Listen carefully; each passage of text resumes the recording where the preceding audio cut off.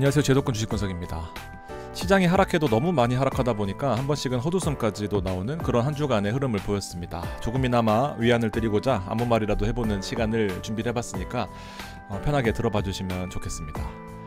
시장의 정책을 급격하게 변경하려면 리더들은 최소한 여론과 민심의 동의 혹은 최소한의 사회적 합의가 필요하다는 생각이 드는데요. 한국도 마찬가지고 미국도 현재 마찬가지입니다. 그러한 사전 준비가 되어 있지 않다 보니까 죄 없는 시장이 먼저 매를 맞게 되고 그리고 여론과 민심까지도 돌아서고 있는 것을 확인할 수 있습니다.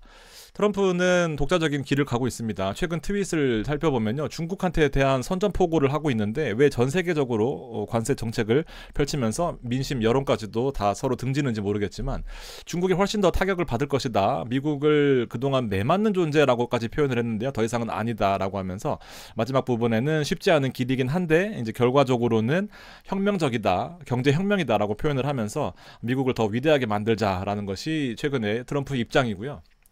오바마도 마찬가지고 머스크도 마찬가지입니다. 그러나 반기를 들고 있는 그런 상황인 거죠. 여론에서 가장 중요한 역할을 하고 있는 분들이라고 생각하는데, 머스크도 지난 금요일 날 10.42%나 주가 하락장에 대응할 수 없었습니다. 미국과 유럽이 제로 관세로 나아가서 서로 잘 살아보자라는 것을 희망한다라고 트윗을 했고요.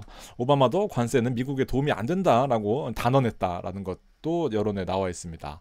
자, 그러면서 트럼프의 가장 우호적인 역할을 하고 있는 이 테드 크루즈 상원 의원까지도 이제 자신의 팟캐스트에서 관세 정책에 반대 입장을 냈다라는 겁니다. 이제 한두 명씩 나오겠죠. 이제 지구상의 모든 국가가 미국의 보복 관세를 부과하게 되면은 이제 결과적으로 끔찍한 결과가 나올 것이다라는 겁니다. 미국이 경기 침체를 겪고 있는 시그널이 몇 가지가 보이고 있거든요. 국민들이 큰 고통을 겪는다면 여당을 처벌할 것이다라고 합니다. 그래서 26년에 중간 선거가 대참사가 될 가능성이 크다라는 겁니다. 현재로서는 하원이 220석이고요. 공화당이, 그다음에 민주당이 213석인데 뒤집힐 가능성이 있다라고 민심이 돌아서고 있는 것을 나타내고 있습니다. 관세 여러분들 많이 보셨겠지만 한국은 25%입니다. 원래 26%, 25% 이러다가 현재 25%이고요. 중국은 마찬가지로 미국이 중국에게 부과한 것 똑같이 34%를 맞불 관세로 비례 대응하고 있다라는 겁니다. 자, 그러면서 한국만 25% 하면서 관세 불균형이다라고 하는 이런 내용이 있는데요. 실제로 4월 9일 날 발효가 될 거니까 그 전까지 계속해서 시장이 아주 흔들릴 가능성이 크다라는 것을 한번 염두에 두셔야 될 것 같다는 생각입니다. 경제지표 삼성증권에서 나온 것을 보면요, 소비자 심리지수가 위축되고 있다는 것이 보여집니다. 그리고 기대 인플레이션이 올라가면서 사실 아주 좋지 않은 대표적인 흐름을 나타내고 있는 거고요.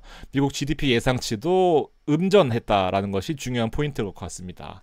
얼마나 시장이 안 좋냐 하면은요, 지금 이 한국 원달러는 지금 제가 참고 삼아 가지고 온 건데, 금 가격 보세요. 금 선물 차트거든요. 지난 금요일 날 2.1%나 빠졌습니다. 경기가 안 좋으면 금이 올라야 되는데 이게 어떤 의미로 해석이 되냐면, 보통 헤지 펀드들이 선물 포지션을 잡을 때 이제 증거금으로서 이 레버리지를 사용하는데, 이 레버리지를 가격이 급락하게 되면은 일정한 비율을 채워 넣어야 돼요. 마진콜이라고 하거든요. 근데 이 마진콜 넣을 돈이 없어서 금을 팔았다라는 얘기가 있습니다. 그래서 금 가격이 지난 금요일 날 2%나 빠졌다라는 거죠. 전방위적으로 다 빠졌다라는 그런 생각입니다.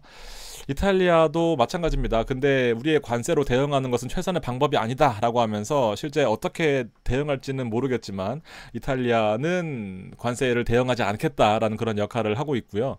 실제로 베트남은 관세를 0%로 하겠다라고 하면서 지금 파격적으로 제한하겠다, 이런 내용도 있습니다. 각국의 이해관계가 다르기 때문에 사실 어떤 것이 정답이다 할 수는 없겠지만 워낙 많은 나라들의 이해관계가 얽혀 있다 보니까 단기간에 끝날 것 같지는 않다라는 내용입니다. 중국이 가장 큰 역할을 하게 되겠죠. 그런데 중국은 사실 지금 웃고 있다라는 그런 내용들이 또 기사에 보입니다. 미국의 모든 수입품에 대해서 동일 관세 똑같이 해주는 아주 멋있는 모습을 보여주고 있는데요.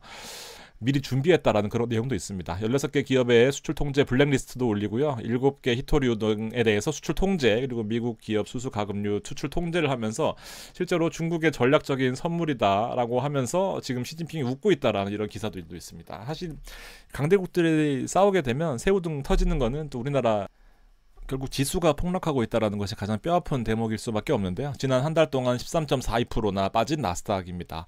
제가 시즈널리티를 많이 보여드리지만 월간으로 13% 빠지는 것이 잘 없거든요. 근데 13%가 빠졌고요. S&P 역시 지난 한 달 동안 11.77%나 빠졌습니다.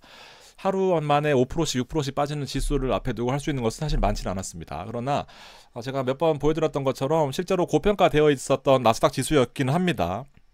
19,400, 2만 갔을 때는 32배 P였고요. 그다음에 15,000이 아니라 13,000 수준에서는 이제 평균적으로 여기에 있어야 정상인 건데 여기까지 올라갔다라는 것이 그동안 고평가였고, 이 백셋에서 보면은 사실 조금 이제 위험한 수준이다라는 것을 몇 번 보여드렸는데 13,400 수준이 여기 수준이 이제 평균적이다라는 것을 보여드렸었고, 요 사이에 있다 보니까 지금으로서는 약 한 25배 정도니까 사실 거의 빠질 대로 다 빠졌고요. 평균보다 아래로 떨어진다라고 하는 것은 또 다른 얘기니까 이때까지는 솔직히 기대하기가 어려울 것 같고요. 지금부터 조금씩 담아야 된다라고 생각은 하고 있습니다.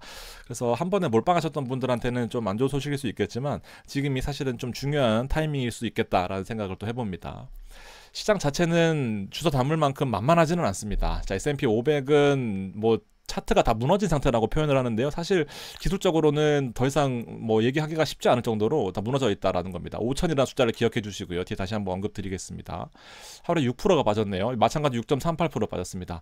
그 어떤 기술적인 뭐 지표들을 대입하더라도 그릴 수는 있겠지만 사실상 무너졌다라고 볼 수 있겠고, 다우 역시도 무너져 있는 모습입니다. 채권이 급등했습니다. 그래서 우리 팀 제도권 역시 속스를 단독으로 투자하시는 분들, 반도체에 투자하시는 분들과 채권을 동시에 투자하시는 분들의 희비가 엇갈릴 정도로 채권이 그동안 많이 상승했고요. 그다음에 금 가격도 지난 금요일날 많이 하락한 모습 보여주고 있습니다. 엔화도 좀 변동성이 큰 모습이고요. 중국도 사실 웃고는 있다라고 하지만 지수는 하락하고 있습니다. 중소형주들 역시 하락하고 있어요. 채권 수익률이 4.4, 4.5, 4.6까지도 올라갔었거든요. 그런데 3.99까지도 떨어지면서 실제로 안전자산의 역할이 부각되면서 채권 가격이 올라가고 금리가 떨어지는 그런 모습을 하고 있다는 것이 또 중요 포인트였다라고 보여집니다. 관세 얘기가 얼마나 진지하냐면요, 공시까지도 발표를 했습니다. 여기 업데이트 내용 보시면 이제 개별 변수에 대한 내용들이 나와 있긴 한데, 이제 복잡한 공식이 제시되었으나 이 변수 값을 반영하면 무역 적자 금액을 수익 금액으로 나누기 2로 하면서 단순화 시켰다라는 건데, 결과적으로는 미국에 분리하면 관세율을 높이겠다라는 의미로 해석을 할 수 있을 것 같아요. 그리고 개별국 관세율에 대해서는 한국 25%, 26% 표현되어 있었는데 최종적으로는 25%로 확정이 되었다라는 내용이고요. 중요한 건 여기 있습니다. 미국 상장된 ETF 내에 레버리지나 인버스 혹은 개별 종목들을 제외한 상품 중 3,700개 중에서 3,002개가 하락했다라는 거니까 내 포트폴리오가 아무리 방어적, 아무리 배당주, 아무리 뭐 채권, 금 이런 거라 하더라도 하락을 피하기가 어려웠다라는 것이 여기에 좀 표현이 되어 있습니다. 너무 힘들어하지 마시고요. 다 좀 안 좋은 시기를 지나가고 있다라고 생각하시면 될 것 같습니다. 얼마나 어려웠냐면 모건 스탠리 리포트도 어긋났습니다. 우리나라 리포트나 뭐 증권사 애널리스트나 뭐 유튜버 혹은 뭐 PB 이런 사람들은 사실 의견을 크게 참고할 필요는 없는데요. 이제 이런 것들을 보시면 얼마나 시장이 어려웠는지를 알 수 있습니다.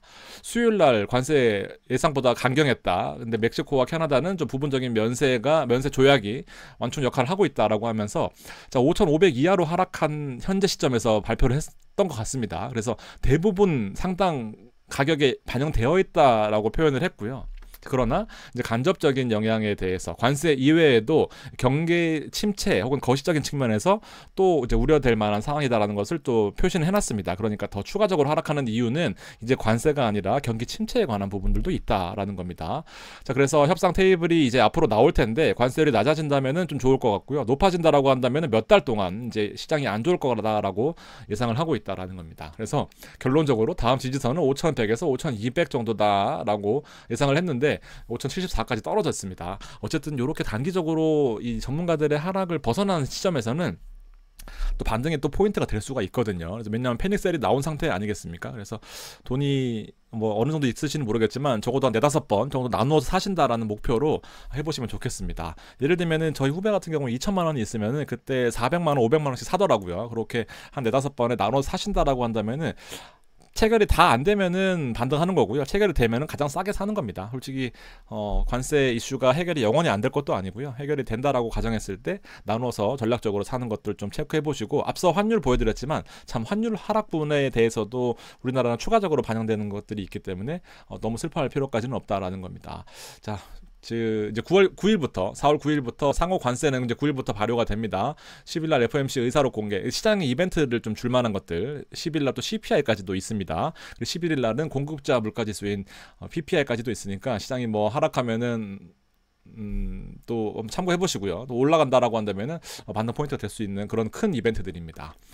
카페에서 보면 사실 대부분의 이제 인증하시는 분들이 이런 형태거든요. 지금 뭐 QQQM, 나스닥 투자하시는 것들 12%, SPLG, S&P 500에 공격적으로 투자하는 8.91%, 슈드는 좀 선방하는 모습이네요. 저도 슈드를 좀 더 태웠거든요. 그다음 VOO 같은 경우에는 좀 뭐 상승인데 타이밍 따라 다르긴 하겠지만 어쨌든 계속해서 리츠 사시고, 그다음에 금 사시고, 이제 와이드 모트 독일 가중 사시고, 이렇게 꾸준하게 사시는 것이 사실은 더 큰 도움이 될 수 있습니다. 그리고 슈압 같은 것도 더 사시는 분들도 계시네요. 플러스 고배당주는 우리나라 종목이다 보니까 사실 영향이 좀 덜한 모습이 있고요. 그리고 미국 기술주들이 많이 하락했습니다. 예를 들면 빅테크 같은 것들, 그런 것들은 장기적으로 본다라고 하면은 가격이 하락할 때 사는 것이 맞아요. 나스닥도 마찬가지고요. 미국 배당도 좀 하락하는 모습 보였습니다. 환율 떨어지고 배당주도 같이 떨어졌습니다. 슈드도 5%씩 빠지는 그런 시장이었거든요. 타미당 마찬가지고, 코덱스 한국부동산 리츠는 조금 영향이 덜 받기는 한데 완전히 면했다라고 보기엔 어렵지만 그래도 그나마 선방하는 모습을 보였다라는 겁니다. 여러 가지 포트폴리오를 섞는 것이 중요하다라는 그런 말씀을 좀 드리고 싶었고요.